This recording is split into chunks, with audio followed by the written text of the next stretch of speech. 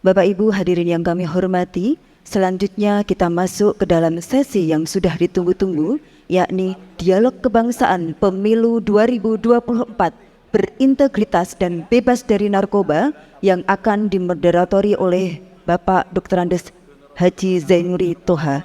Kepada beliau disilakan. Assalamualaikum warahmatullahi wabarakatuh. Bapak Ibu dan saudara sekalian, kita lanjutkan. Kita sudah memasuki pada sesi dialog. Maka dalam rangka tertib dialog ini, kami atau saya akan memandu panjenengan semuanya. Tema yang kita hantarkan pada siang hari ini di peringatan Hari Narkoba ini adalah Pemilu 2004 yang berintegritas dan bebas dari narkoba. Memang banyak indikator kesuksesan dan integritas di dalam rangka pemilu itu banyak sekali. Antara lain penyelenggaranya harus berintegritas, pelaksananya berintegritas, pesertanya berintegritas, kemudian semakin banyak partisipasi adalah semakin legitimasi. Namun demikian ada indikator lain yang perlu diterapkan dalam rangka melengkapi indikator adalah bagaimana pemilu 2024 adalah pemilu yang juga bebas dari narkoba. Oleh karena itu mari kita aplaus dan tepuk tangan untuk penyampaian ini disampaikan oleh Kepala BNN Provinsi Jawa Tengah, Bapak Brigjen Heru Pranoto MSI. Tepuk tangan, kita persilahkan. Dipersilakan Pak. Ya. Ya.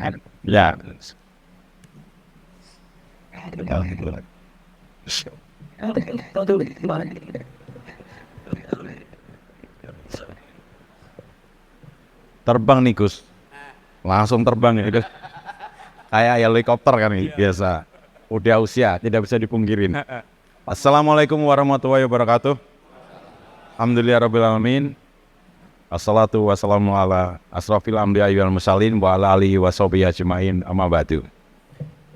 Yang saya muliakan dan saya hormati selaku Rais Suriah PCNU Jepara Kiai Haji Hayatun Abdullah Hafiz Al-Hafiz. Saya lebih enak manggilnya Gus Yatun aja ya kayaknya. Karena beliau itu tidak tua. Hanya casingnya tapi semangatnya muda. Tepuk tangan untuk beliau dulu. Kemudian yang saya hormati Ketua Tansiah PCNU Kiai Haji Haris Roman dan seluruh pengurus PCNU Jepara yang hadir. Kemudian moderator dan seluruh Bapak Ibu hadirin sekalian yang saya tidak bisa sebutkan satu persatu. Saya perkenalan dulu. Saya membawa pasukan tapi nggak banyak Gus. Yang putih-putih ini. Kenapa bajunya putih saya coklat? Biar membedakan antara komandan sama anak buah. Saya sebenarnya mau pakai baju putih ya, tapi dibilang nanti anak buah, ya udah saya harus beda sendiri. Saya kenalkan dulu Pak Santo nih. Ini bagian kepala bagian koordinator pencegahan dan pembinaan. Ya. Pemberdayaan. Jadi ini bidangnya beliau ini sebenarnya masuk ke kampus, masuk ke pondok pesantren itu beliau. Kemudian saya bawa juga ini orang Jepara, Pak Solikun, asli Jepara. Sama Gus Yatun kan udah sowan toh. Oh, kalau nggak sowan kualat ini. Dan saya sendiri perkenalkan, tidak kenal maka tidak sayang kata pepatah. Jadi saya akan lebih baik memperkenalkan diri. Nama Heru Pranoto, yang jelas bukan orang Batak. Sekarang gelarnya Pranoto, marganya Pranoto, orang Jawa, orang Semarang. Ya, dari keturunannya pastilah kalau Jawa itu mayoritas NU. Jadi jangan ragukan kami. Kalau dibelah itu pasti NU itu pasti. Jebrol itu udah langsung NU. Jadi udah langsung. Oh sana enggak berani saya. Tapi saya prinsipnya di mana saja tetap NKRI. Nah, nggih. pedoman saya cuma dua sih kalau saya selaku keyakinan saya hanya dua, pegangan saya hanya Al-Quran sama hadis Rasulullah. Cuman itu saja, kelebihan saya belum bisa memahami termasuk yang ada tambahan dan sebagainya, walaupun saya lama di Probolinggo Gus. Saya di Probolinggo itu 120 pondok pesantren. Dan rata-rata saya udah datangin yang besar-besar nih dari pondok punyanya Nurul Jadid, Python itu yang besar di Kerasaan itu hampir rata-rata sudah saya sewani kayak di sana. Kanjeng Dimas dulu saya diajak ngumpul, saya nggak mau. Ya, terus sampai sekarang ada seperti orang tua angkat, tapi memang NU, tapi memang asalnya dari keturunan Arab Habib di sana. Baik Bapak Ibu sekalian, terima kasih moderator Bapak. Saya dikasih kesempatan. Saya ini sebenarnya anak buahnya Pak Kes Bangpol. Pak Kes Bangpol. Jadi beliau itu saya anak buahnya karena saya diperintahkan untuk datang ke Jepara untuk silaturahmi. Tapi di samping itu memang prinsip saya dalam hidup adalah mencari teman sebanyak-banyaknya. Itu prinsip hidup saya. Karena ketika nanti kita tidak menjadi apa-apa, disitulah yang kita bisa lihat siapa teman yang sejatinya. Jadi kalau ketika kita masih menjabat, jadi kita berbaik-baiklah sama masyarakat dan siapapun. Karena kita tidak tahu apakah nanti kita dari 10 teman pada saat menjabat atau berkuasa, yang tadi bilang sama Gus Yatun itu, belum tentu begitu tidak berkuasa itu masih menjadi teman. Bisa jadi lawan dan sebagainya. Jadi saya berprinsip itu, oleh karenanya moto saya dari mulai dulu menjadi Kapolres adalah tiada hari tanpa teman baru. Nah inilah saudara saya udah banyak. Tadi di sana juga Muhammadiyah, berarti itu adalah saudara saya, dan di sini juga saudara saya. Udah banyak tentunya yang ingin saya berbagi ilmu, yang saya bukan siapa-siapa, karena saya diamanahkan sebagai Kepala Badan Narkotika Nasional. Nah, ini biar sekalian mensosialisasikan istilah BNN Provinsi Jawa Tengah. Jadi jangan ada yang menyebut BNPP, Badan Nasional Perselisihan Persengketaan, atau Badan Nasional Perselisihan Perbatasan. Jadi karena Indonesia banyak singkatan, makanya di tulisan baju-baju anggota saya tulisannya hanya BNN. Kalau BNN kan sudah favorit, ya udah tahu kenal semua. Ini yang pertama. Apa sih tugas BNN? Di mana diamanahkan di dalam undang-undang yang setelah di beberapa dari mulai instruksi presiden sampai keputusan presiden dari mulai 71 sampai sekarang tahun 2009 di Undang-Undang Nomor 35 tahun 2009, tugasnya BNN itu diberikan kewenangan untuk melakukan penyelidikan dan penyidikan terhadap tindak pidana narkotika. Ini pertama, tugasnya ada 3. Dari mulai pencegahan, pemberantasan, sosialisasi, dan sebagainya. Oleh karenanya, saya datang sini, tentunya saya alhamdulillah diterima keluarga sendiri, ya karena NU kan saya anggap sebagai keluarga sendiri. Karena mbah saya juga NU, ibu saya, kalau saya nanya sama Gus Yatun, kalau Cirebon itu NU atau Muhammadiyah? Nah ya udah, abu-abu. Nah, berarti NU kan, ibu saya Cirebon, berarti udah nggak diragukan kan, kasepuhan. Jadi udah mau dibedah mana lagi udah. Jadi bicara tentang dialog tentang pemilu 2024 bebas dari narkotika. Tadi saya udah narkoba, saya udah diskusi tadi sama Gus Yatun. Beliau ini menggebu-gebu. Saya melihat karena saya backgroundnya reserse. Saya bisa membaca orang, walaupun Gus Yatun juga bisa membaca saya. Saya membaca duluan sama beliau. Jadi beliau itu ada keinginan besar untuk melakukan perubahan yang sifatnya positif, berorientasi pada masyarakat yang sejahtera, memiliki dasar keimanan yang kuat. Tapi mungkin nafsunya besar, ya kan? Supporting dari teman-teman yang untuk mendorong yang kebaikan tuh sedikit. Sekarang mencari hal yang baik di kondisi seperti sekarang ini susah, ya bagus. Orang mau jadi bupati, orang mau jadi gubernur, orang mau jadi DPR, asal bisa balik modal. Betul nggak? Ya, jadi kalau orientasinya berdagang, ya tadi bisa saja untuk menghalalkan segala cara menjadi bupati, gubernur, apapun pejabatan di pemerintahan, karena perlu modal tadi, jualanlah narkoba. Nah, akhirnya apa? Akhirnya produk undang-undang, produk kebijakan tidak berorientasi pada masyarakat. Ini saya bicara tentang garis besarnya adalah pemilu. Pemilu itu adalah politik. Produk politik itu adalah orang-orang yang akan duduk di lembaga legislatif maupun eksekutif. Di situ adalah harus kita pilih orang-orang yang betul-betul bersih. Susah, memang susah. Saya aja sendiri mohon maaf, saya di kepolisian saya masih aktif, kebetulan dianugerahi masih bintang kecil. Siapa tahu Gus nanti pulang dari NU dikasih bintang besar. Ya, saya hanya bisa berteriak-teriak, tidak bisa melakukan perubahan seperti sama Gus Yatun, hanya bisa berteriak, hanya bisa membuat apa yang ingin dirubah, tapi kita tidak punya kekuatan yang besar. Ya, mungkin Bapak Ibu bisa melihat beberapa kasus. Kalau bicara tentang narkotika, tidak ada satu tempat pun, tidak ada satu profesi pun yang tidak terjamah oleh narkotika. Mohon maaf, polisi oknumnya, saya bilang oknum, saya tidak bicara tentang institusi. Oknum polisi dari pangkat kopral sampai pangkat jenderal, oknumnya ada semua menggunakan. Tentara dari pangkat brigjen, pangkat sersan sampai dengan pangkat tinggi ada juga. Belum Gus, nanti terakhir, mudah-mudahan Gus nggak dalam pantauan saya. Ya di mana? Dari mulai anggota dewan, bukan lagi dia sebagai pemakai, sudah sebagai pengedar di Medan, itu di BNN tangkap. Pengedar salah satu partai mengedarkan sabu dan jumlahnya bukan gram tapi kilo. Mas minta maaf, ini kipasnya bisa dimatikan nggak? Nanti lama-lama saya terbang.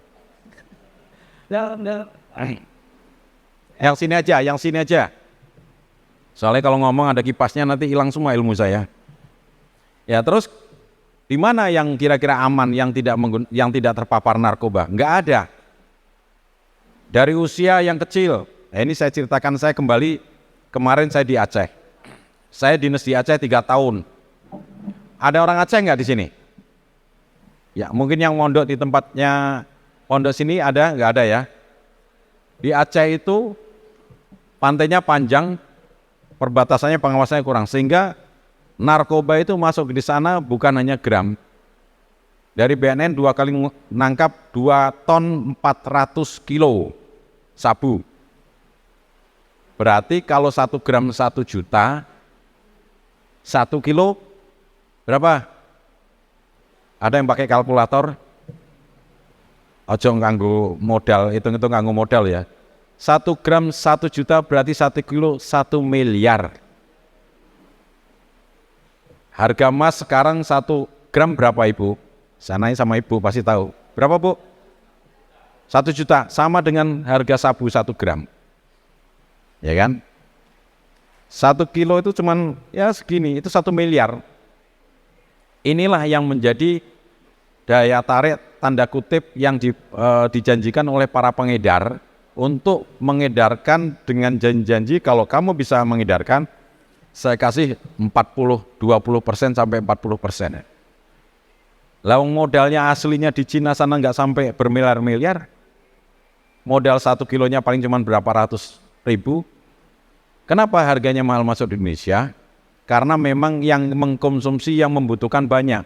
Berarti Indonesia sudah dalam keadaan darurat narkoba. Buktinya apa? Buktinya Presiden sudah mengeluarkan Impres nomor 2 2020. Nggak mungkin seorang pemimpin negara mengeluarkan Impres atau kebijakan politik tanpa dilandasi dengan data. Datanya salah satunya berdasarkan sumber dari penelitian tahun 2097.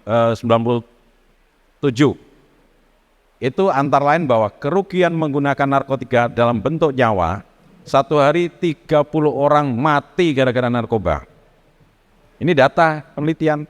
Belum lagi faktor ekonomi. Faktor ekonomi kalau dikalkulasi dalam 1 tahun berdasarkan penelitian tahun 2022 itu sampai 152 triliun. Mana ini? Slide-nya kok? Slide-nya ngikutin aku 152 triliun lebih, kurang lebih. Itu kerugian ekonomi. Ya. Kerugian sosial dan privat itu jumlahnya kurang lebih 152 triliun, coba bayangin. 152 triliun kalau untuk nyalon bupati jadi nggak Gus? Gubernur aja jadi, presiden aja bisa jadi 152 triliun modal ya.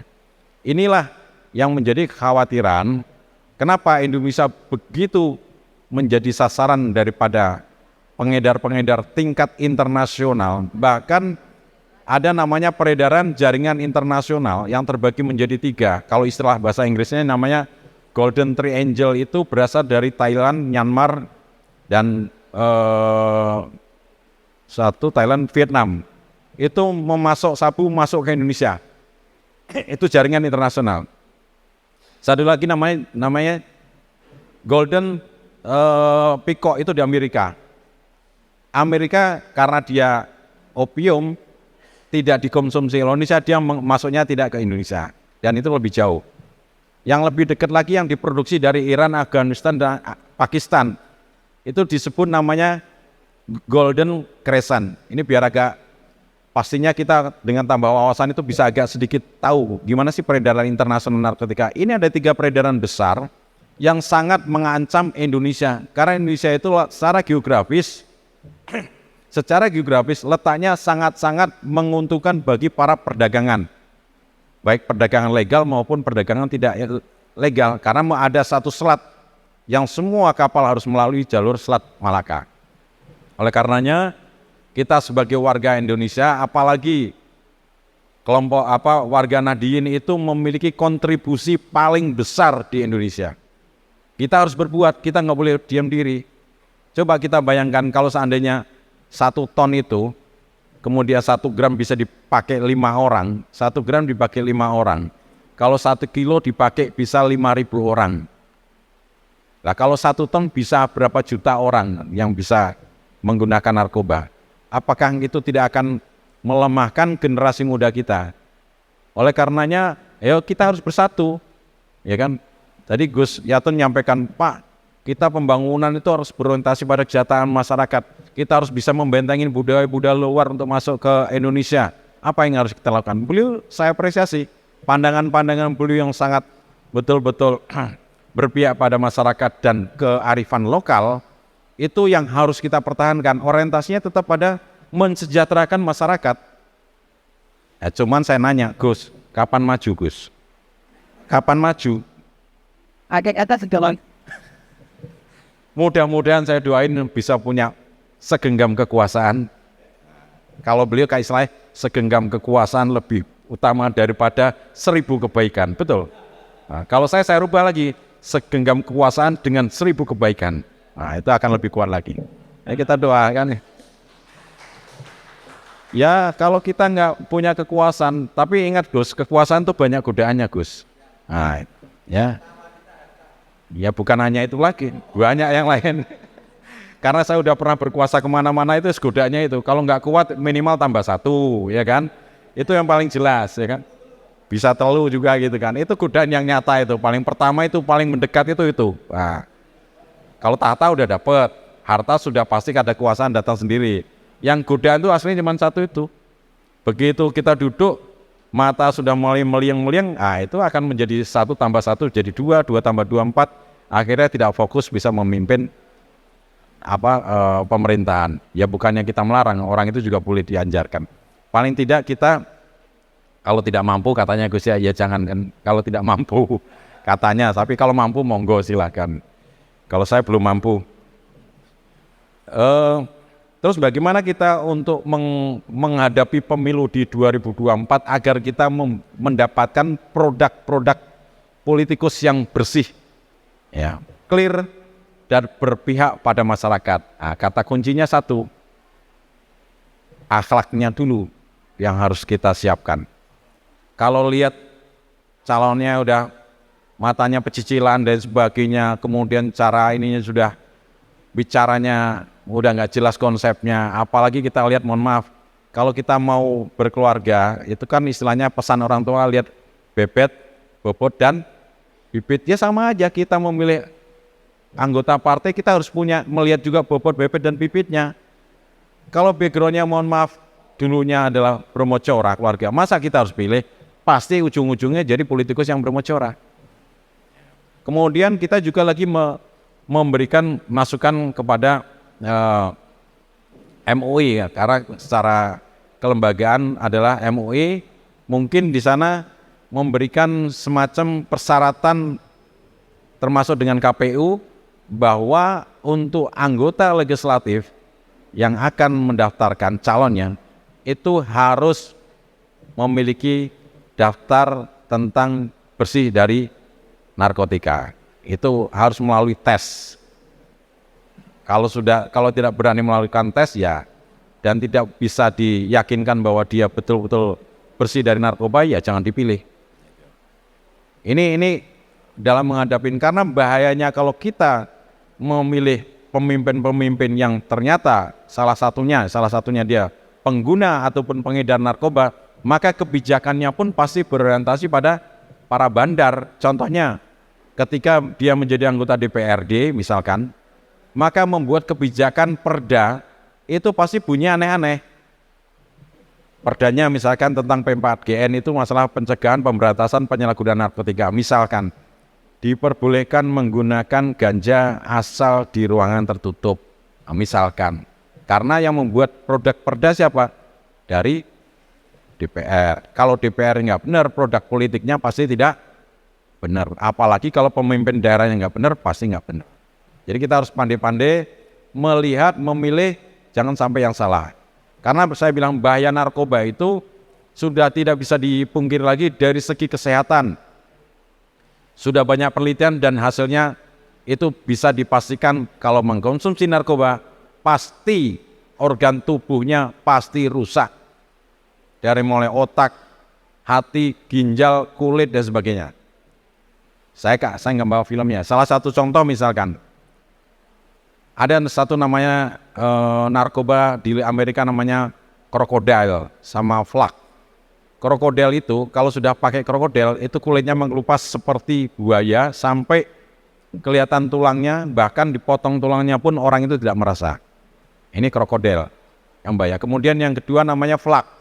Kalau orang sudah menggunakan flak itu dia bisa seperti zombie. Zombie itu saya seperti manusia hidup, badannya berdarah karena dilukai oleh dirinya sendiri sampai menabrakkan barang-barang di depan. Kemudian dia juga membahayakan orang lain. Dia juga bisa menyerang orang lain. Itu namanya Pak. Dan alhamdulillah mudah-mudahan jangan sampai masuk ke Indonesia. Kalau itu masuk di Indonesia misalkan di Pondok 5 gitu kira-kira jadi zombie semua kan Pak, nggak bahaya itu. Santri yang lain pasti lari. Ini bahaya dari segi kesehatan. Kemudian bahaya dari segi sosial apa? Akan menciptakan pelaku-pelaku kriminal baru. Kok bisa? Ya mungkin yang bisa mengkaji di dalam Al-Quran sudah dijelaskan. Bahwa yang walaupun di Al-Quran tidak disebutkan bahwa dilarang menggunakan ekstasi, sabu, ganja, enggak. Apabila mengkonsumsi barang yang memabukkan. Memabukkan ini salah satu ekstasi memabukkan, kemudian ganja memabukkan dan sebagainya. Jadi batasannya, lingkupnya lebih luas. Oleh karenanya di dalam kitab kita sudah Al-Quran sudah jelas dilarang, ya jangan coba kita untuk melanggar. Udah pasti haram. Karena dijelaskan di situ mungkin yang lebih paham di situ dilarang karena itu memabukkan, khamr. Tidak boleh untuk mengkonsumsi khamr. Ya. Oleh karenanya, kenapa di dalam ajaran kita sudah dilarang, kok tiba-tiba kita mencoba-coba, udah pasti banyak mudaratnya daripada manfaatnya. Seperti contoh ganja, ya. Ini sekalian saya informasikan. Ganja itu di Aceh, itu saya kemarin bakar sampai berhektar-hektar. Sampai saya capek, naik gunung bakar sana, besok masih lagi bakar lagi 2 hektar lagi, besok masih ada tumbuh terus. Kenapa saya lakukan pembakaran? Karena saya ingin berupaya untuk jangan sampai ganja ini dikonsumsi oleh masyarakat.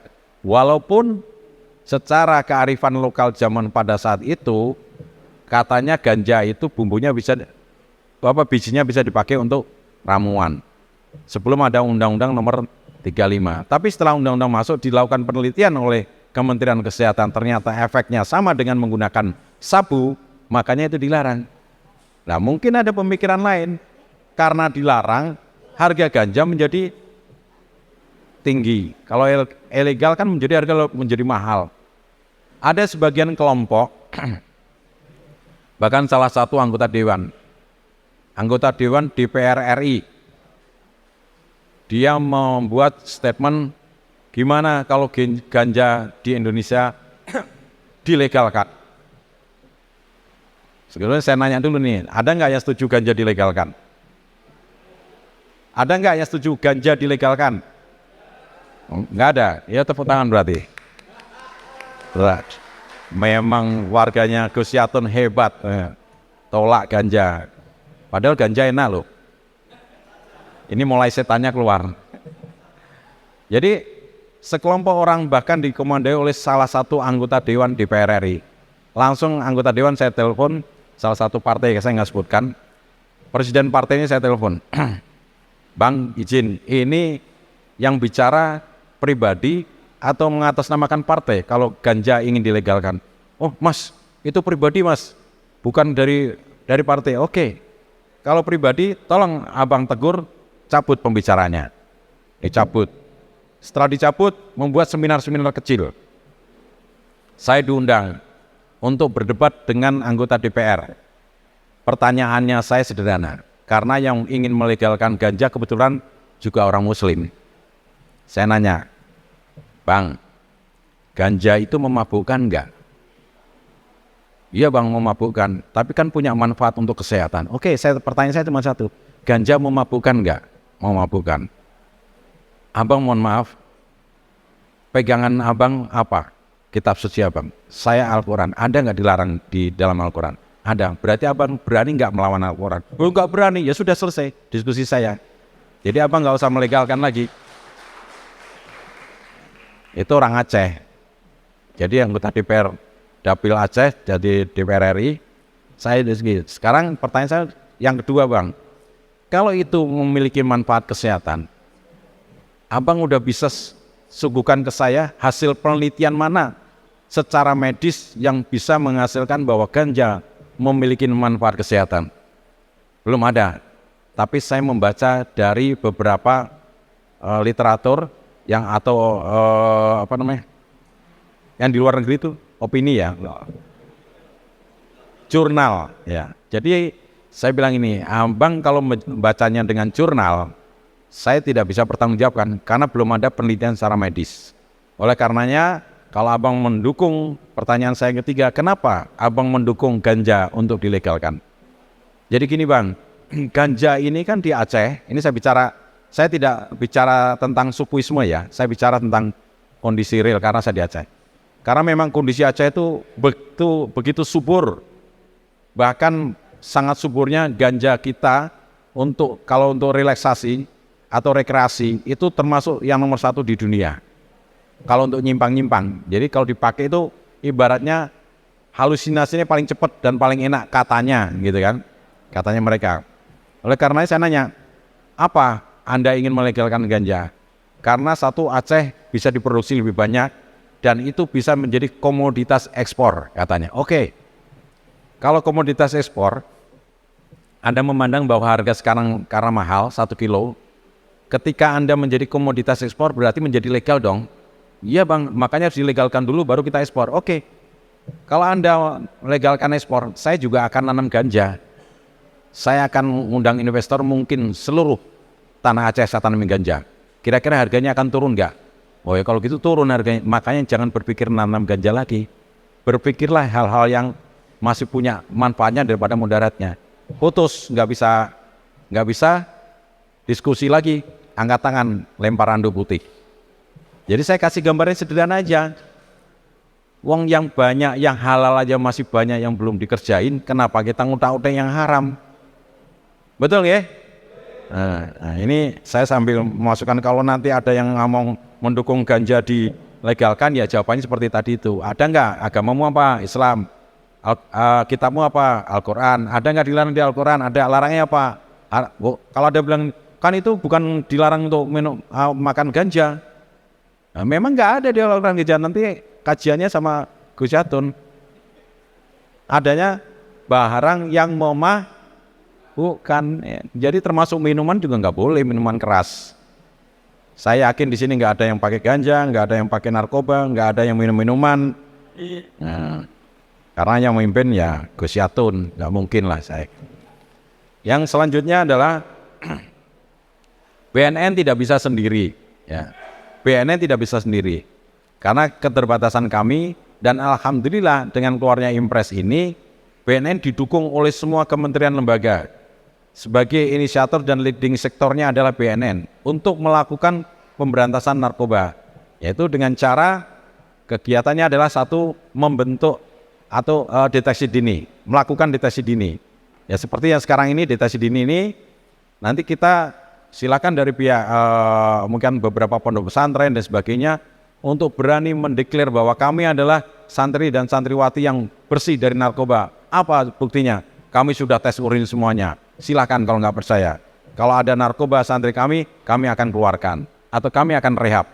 Jangan langsung diputus, dipotong. Rehab dulu. Kalau parah sudah jadi pengedar, masukkan di proses hukum. Kalau sudah pengedar nggak bisa direhab karena dia adalah musuh dan akan terus mengedarkan terus. Itu deteksi dini. Yang kemudian kedua apa? Membentuk penggiat anti narkoba, ya kan? Saya yakin warga Nahdien itu banyak ya, Nahdlatul Ulama banyak. Nanti dari PC-PCNU sampai ke tingkat ini bisa dibentuk penggiat anti narkoba, Gus. Bentuk realnya apa? Misalkan saya nggak tahu jumlah di PCNU itu Nahdien jumlahnya, misalkan saya nggak tahu berapa, bisa dibentuk paling tidak 10% dari jumlah warga Nahdien. 10% itu betul-betul yang militan, sama dengan pasukannya Banser itu. Banser kan punyanya NU nggih. Banser NU. Lah iya, Banser itu militan. Sampai kon minggir pun salah ya ora gelem minggir. Saya di saya di Probolinggo ketemunya sama Banser aja. Mau ngasih tahu saya bilang, pakai helm dong. Apalagi daerah tapal kuda. Wah, wis ada tanya ada jawab. Susah dijelaskan.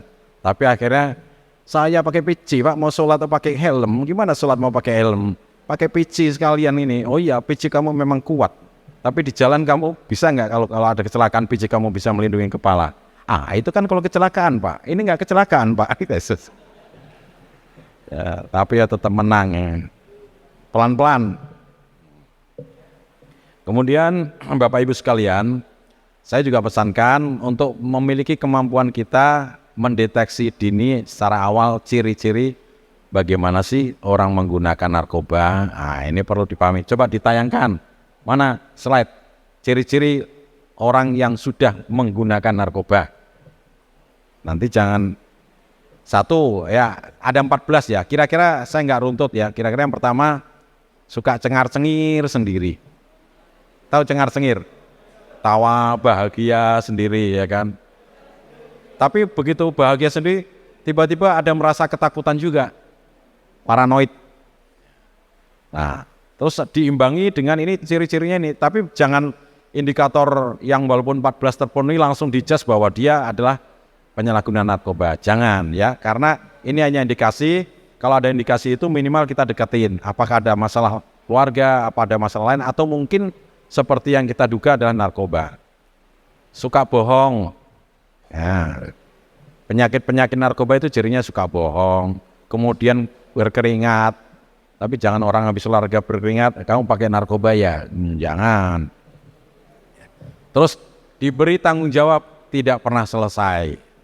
Jadi orangnya tidak pernah mau bertanggung jawab, ya lepas tanggung jawab. Kemudian kalau kita berbicara, dia tidak berani kontak mata.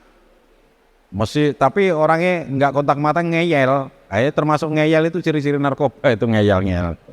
Berani melawan. Ya. Nah, membangkang itu kan ngeyel itu bahasa nih.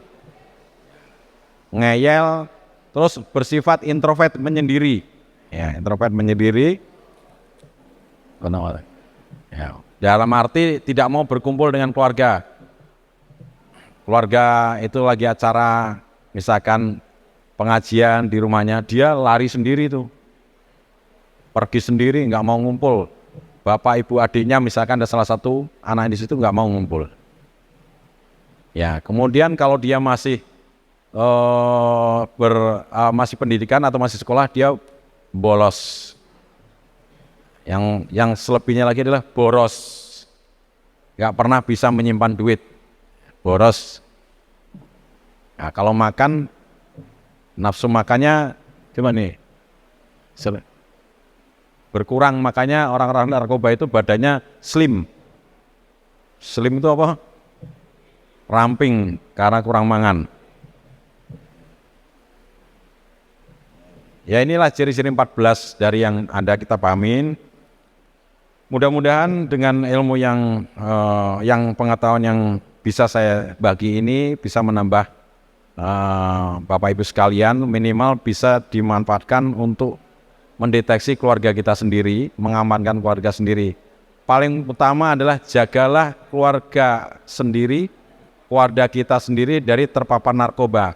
Kalau keluarga-keluarga meningkat nanti tingkat RT, RT meningkat tingkat RW, RW meningkat tingkat kecamatan, kecamatan tingkat kabupaten, itu pasti diyakinkan bahwa satu kabupaten itu akan bersih dari narkoba. Tidak akan bisa masuk narkoba di Jepara ini, ya.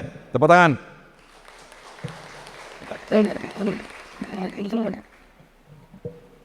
Mungkin Bapak Ibu sekalian yang saya sampaikan itu nanti sambil pendalaman dipandu oleh moderator.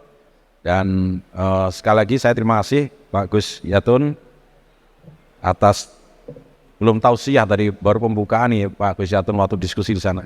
Lama-lama saya pengen diskusi panjang nih, belum pemikirannya banyak gitu kan. Ide-idenya banyak. Siapa tahu nanti bisa mewarnai ide-ide saya bagaimana membangun desa bersinar. Yang baru saya resmikan tadi desa bersinar itu desa bersih dari narkoba. Nanti mungkin ada siapa yang mempelopori duluan di mungkin Jepara atau mana, namanya Pondok Bersih Narkoba dan sebagainya. Ini kemarin diprakarsai oleh Pak Kasbangpol. Jadi Pak Luki ini ya di ujung pengabdiannya masih mau berbuat. Itu ya, beri apresiasi dulu lah. Biasanya kalau orang sudah menjelang pensiun itu kan malas-malasan gitu kan. Tapi kalau beliau malah tambah semangat gitu kan. Saya heran. Sampai datang kantor, Pak, tolong Bapak bisa hadir. Wah, kalau cuma menyampaikan hal-hal yang saya tahu, saya pahami, saya siap hadir. Karena ya kembali tadi, saya pengen dapat saudara banyak, saya pengen dapat teman banyak. Jadi kalau saya mau kemana saja insya Allah nggak susah. Minimal kalau saya nggak kenal karena banyak, Bapak kenal saya duluan, boleh sapa saya. Itu saja. Terima kasih. Wassalamualaikum warahmatullahi wabarakatuh.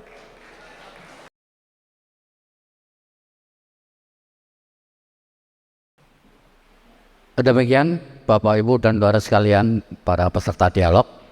Sekali lagi kita beri aplaus untuk Pak Kepala. Para peserta yang terhormat, tidak saya simpulkan, yang penting tadi ada semacam pesan kita memperbanyak pegiat anti narkoba, itu untuk kata kuncinya. Jadi nanti pulang dari sini ada diseminasi, tidak hanya untuk diri sendiri tapi untuk rantingnya masing-masing.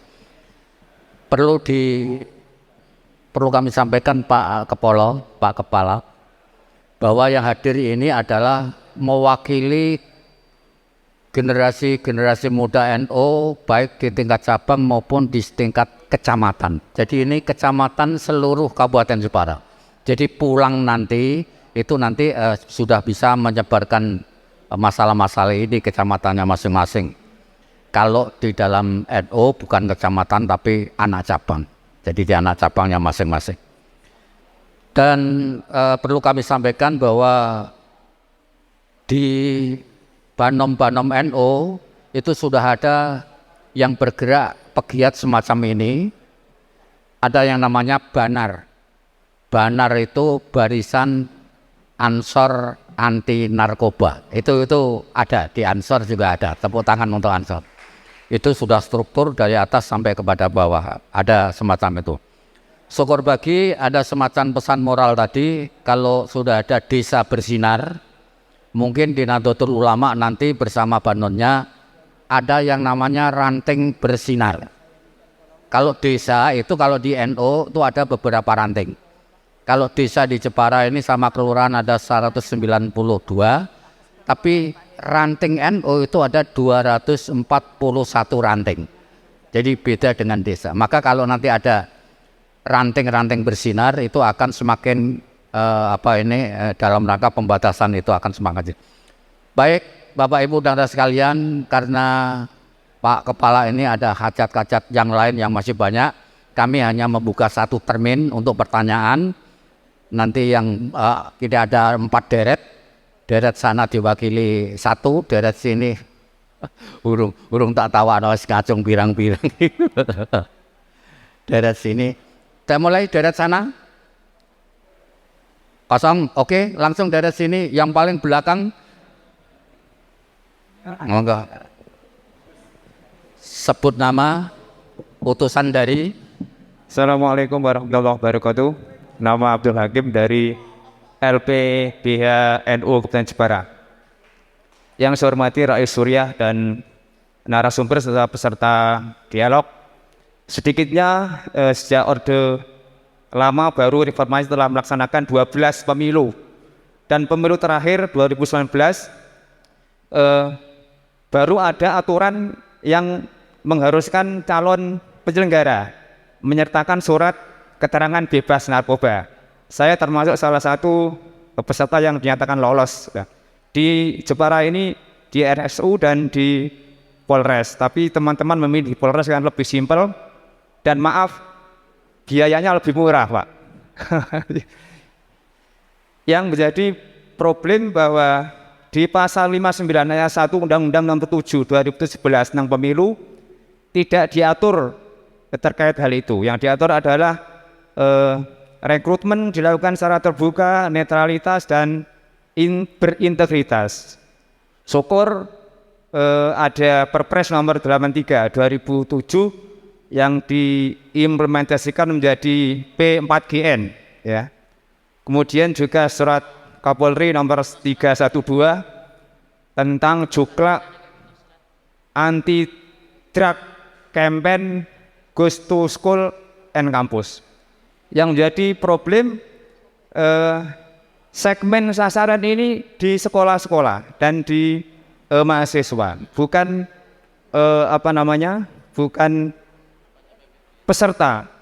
bukan peserta pemilu dan bukan pemilih.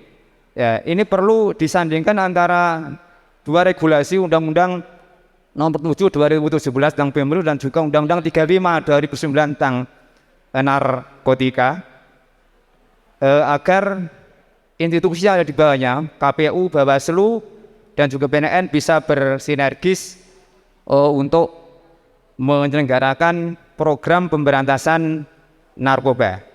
Yang menjadi problem adalah bagaimana menciptakan pemilu yang berintegritas kalau di regulasinya tidak diatur. Yang harus bebas narkoba ini peserta pemilu, penyelenggara, atau kami ini sebagai pemilih. Assalamualaikum warahmatullahi wabarakatuh. Wassalamualaikum warahmatullahi wabarakatuh.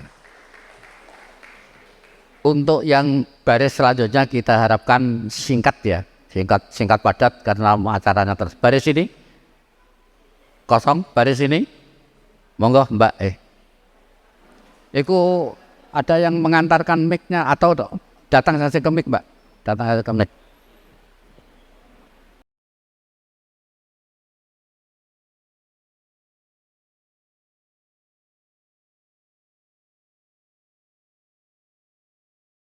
Assalamualaikum warahmatullahi wabarakatuh.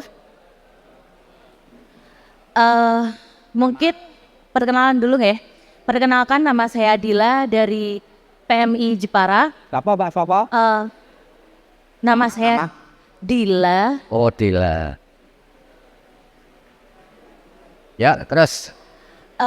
Yang saya mau tanyakan mungkin melenceng dari pemilu 2024 ya Pak.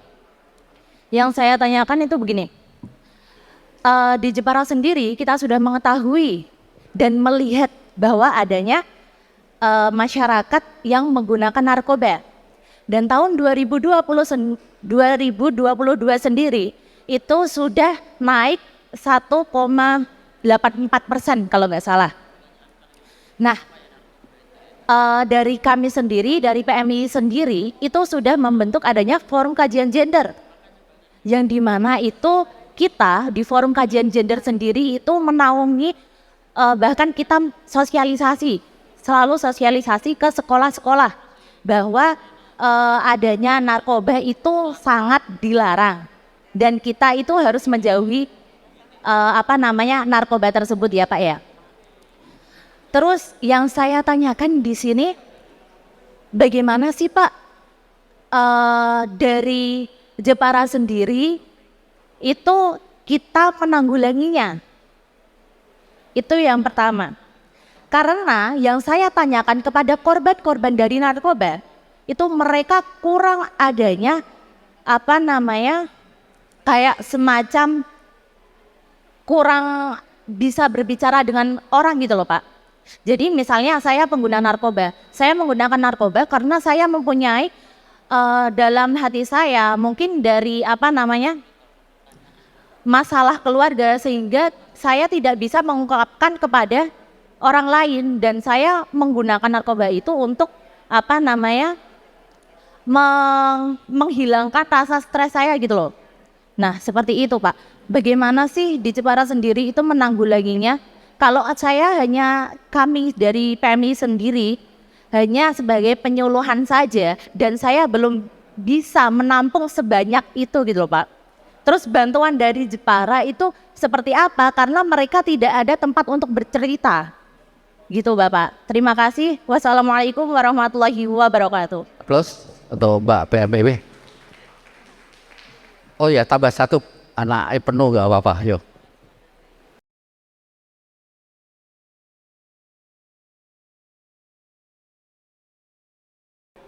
Bismillahirrahmanirrahim. Assalamualaikum warahmatullahi wabarakatuh. Saya Hamam Nasruddin dari PC IPNUI PPNU Jepara. Langsung saja yang ingin saya tanyakan, karena segmentasi dari atau tujuan dari pencegahan narkoba itu lebih kepada pelajar gitu Pak, terutama dari IPNUI PPNU sendiri. Kami mencatat rata-rata umur IPNU di ranting ataupun di komisariat itu rata-rata sudah menginjak umur sebagai pemilih juga, yaitu 17 tahun ke atas. Nah, yang ingin kami tanyakan dan ingin kami sinkronkan, kami juga punya semacam forum, di mana forum itu adalah forum gabungan antara komisariat di Kabupaten Jepara yang terdiri dari, kalau komisariat itu ada 45 sekolah dan juga ada dari anak-anak di sekolah negeri begitu. Kami juga akan lanjutkan pada satu program di mana program itu tentang kampanye, yaitu kampanye anti narkoba dan kampanye anti bullying dan sebagainya. Singkat saja Pak, kami ingin apakah ada yang mungkin bisa kita kerjasamakan begitu, karena jujur wadah kami lumayan banyak ini Pak, dan pelajar-pelajar di Jepara sangat perlu untuk diperhatikan begitu. Itu saja mungkin yang bisa saya sampaikan, kurang lebihnya mohon maaf. Wassalamualaikum warahmatullahi wabarakatuh. Waalaikumsalam warahmatullahi wabarakatuh. Hanya 3 saja, nanti kesimpulan terakhir. Gitu Pak Kepala, ada beberapa. Jadi yang disampaikan oleh Mas Abdul Hakim, aturan-aturan itu untuk penyelenggara apa untuk mereka dan sebagainya yang ada hubungannya dengan narkoba itu tidak banyak disentuh di dalam aturan-aturan tentang kepemiluan. Kemudian yang kedua dari PMUI, gambaran di Jepara seperti mengerikan seperti itu sudah naik. Ini bagaimana cara menanggulanginya, termasuk berdiskusi kepada mereka-mereka yang menggunakan tapi karena mungkin broken itu bagaimana cara mengatasi. Kemudian untuk yang IPNU, adakah forum kerjasama dalam rangka menanggulangi terutama di pelajar-pelajar itu kerjasama dengan BNN yang ada? Monggo Pak.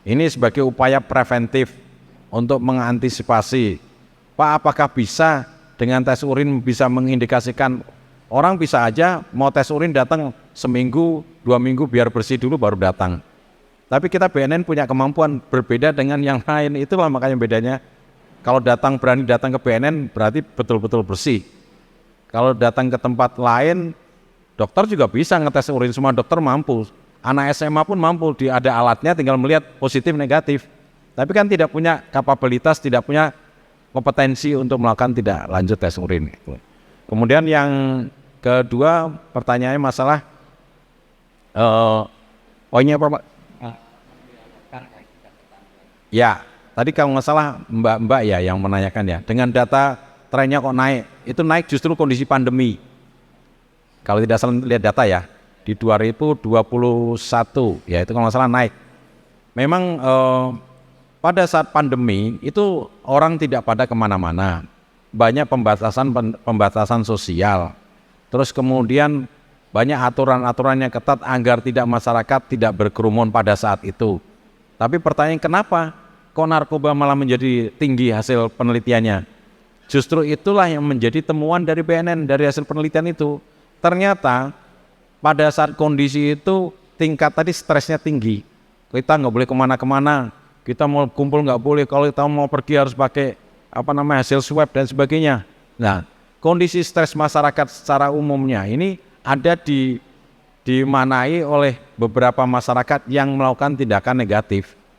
Contohnya lebih banyak pada saat itu digunakan, itu hasil penelitian lanjut pada saat pandemi itu justru penggunaan narkotika lebih banyak di tempat-tempat apartemen, rumah kos-kosan itu meningkat, ya. Justru di tempat hiburan nggak ada karena memang tutup. Tempat-tempat hiburan itu nggak ada karena memang tutup kondisi pandemi. Justru beralih ke tempat kos-kosan dan apartemen termasuk perumahan. Nah, terus bagaimana kalau seseorang itu sudah kecanduan tapi dia malu ingin mengutarakan, gitu ya Mbak ya? Karena di sini sebenarnya ada program BNN namanya intervensi berbasis masyarakat. Jadi disingkat IBM. Apa itu IBM? IBM itu adalah tadi untuk mewadahi masyarakat di dalam komunitas itu ditunjuk oleh mereka sendiri untuk menerima keluhan dari anggota komunitas. Contohnya gini, di kampus itu kan komunitasnya mahasiswa, ya kan, kelompok komunitasnya mahasiswa.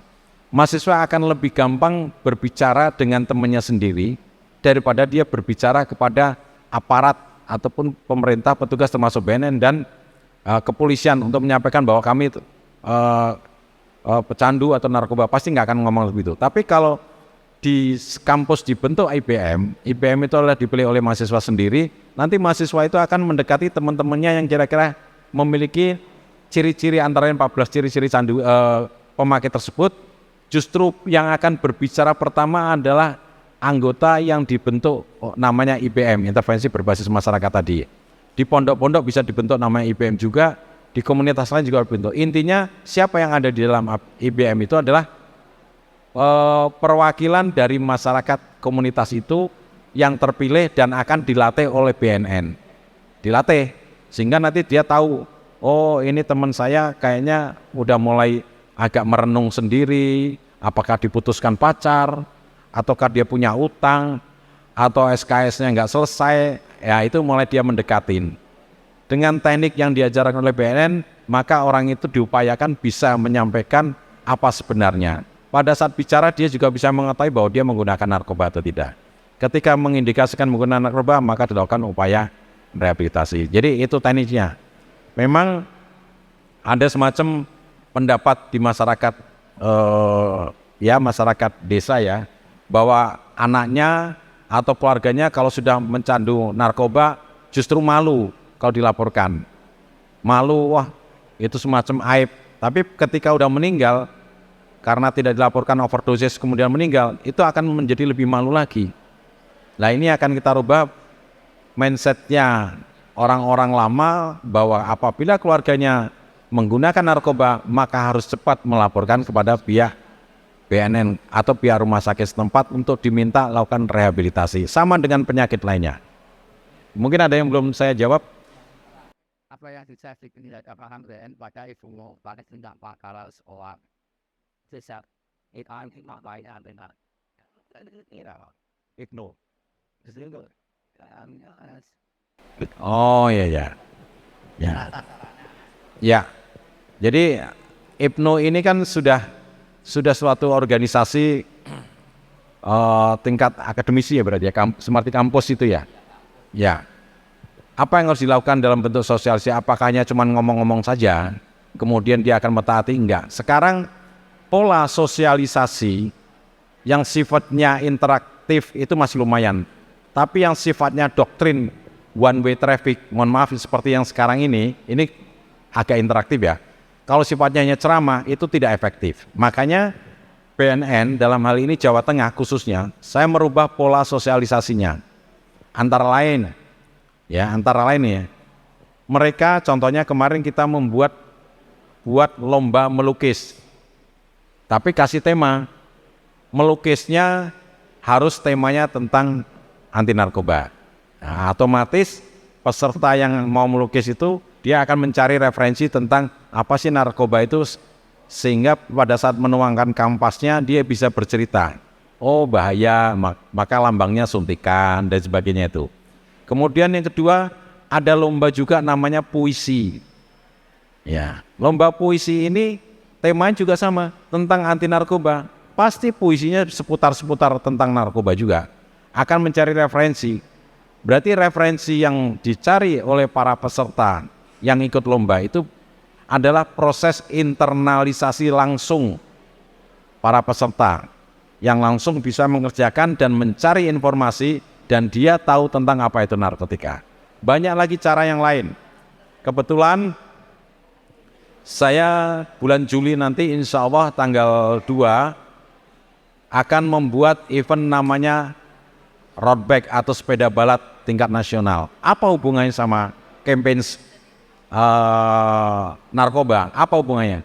Tagline-nya adalah kita memberikan contoh kepada masyarakat secara umumnya dan memberikan pesan kepada para pecandu dengan tagline-nya hidup sehat tanpa narkoba. Dengan kita memberikan cara, memberikan contoh, ini loh, berolahraga, kamu sehat daripada kamu menggunakan narkoba, kamu akan menjadi sakit. Ini sosialisasi yang akan lebih bisa mengena daripada kita membuat sosialisasi yang sifatnya doktrinasi ataupun ceramah yang one way traffic. Ya, ini yang kami lakukan. Apakah itu bisa dilakukan oleh Ibnu? Bisa. Buat event-event lain sesuai dengan audiens yang akan jadikan sasaran. Kalau anak usia ini kita kira-kira sukanya apa? Bikin aja permainan di situ, tapi permainannya tentang ya mungkin dikenalkan dengan gambar-gambar. Oh, ini gambar ini boleh dipegang nggak boleh. Nah, di situ anak-anak kecil udah tahu, oh gambar aja nggak boleh. Ini gambar apa? Gambar narkoba nggak boleh. Berarti dia harus dikasih pengetahuan dari awal. Itu contohnya. Kalau dia pakai narkoba, dia nanti akan pusing misalnya, dia nggak boleh. Nah, itu seperti itu juga sudah melaksanakan edukasi yang sifatnya melakukan langsung. Mungkin saya kira itu yang saya sampaikan. Terima kasih. Demikian kita aplaus pada Pak Heru. Bapak Ibu dan saudara sekalian, karena waktu yang membatasi kita, sampai kita ketemu lagi pada mungkin acara-acara seperti ini yang lain nanti. Oleh karena itu, sekali lagi kita sampaikan terima kasih pada Pak Heru, kepada Pak Kesbangpol yang sudah kerjasama dengan PCNU di sore hari ini dalam rangka mengadakan dialog dengan BNN. Demikian, terima kasih. Dan kami selaku moderator ada kesalahan, minta maaf yang sebesar-besarnya, kami kembalikan kepada protokol. Terima kasih. Assalamualaikum warahmatullahi wabarakatuh.